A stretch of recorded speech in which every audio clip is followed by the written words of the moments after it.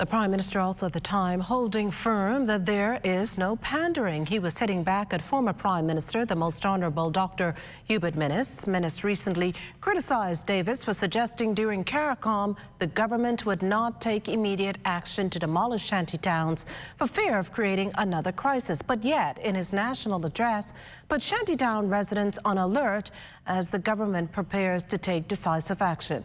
However, the Prime Minister insists the overarching principle is that the rule of law must prevail, and the government intends to enforce it.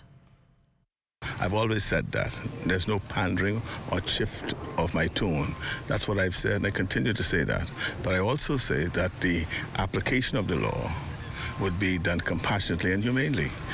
And so if he considers that the law ought to be enforced in a way that is not compassionate, which is that he's prone to do, I have to appreciate that we are still dealing with humans. As I said in church the other day, I'm reminded that when I was in my Sunday school, we all taught this song. I don't know whether you all went to Sunday school, that Jesus loves little children, all little children of the world. Red, yellow, black, or white, they're all precious in His sight. And so we all are. And we have to, in dealing with our people, we appreciate that we are all of the human race.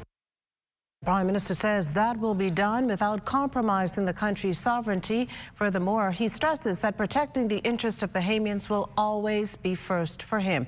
Now, as for when the public can expect shantytown demolition to begin, the Prime Minister insists it will come.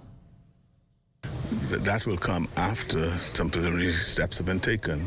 As I indicated before, you don't want to solve one problem and then create another. You don't want to demolish places where people are living and they have no place to stay. That's one issue. We also, what I've said, and you will have heard me say that, first of all, documented Haitians who are in shanty towns, we are going to find who their employers are and oblige those employers to find a place for them to stay. Undocumented persons living in these shanty towns, we will process them and repatriate them. Yeah.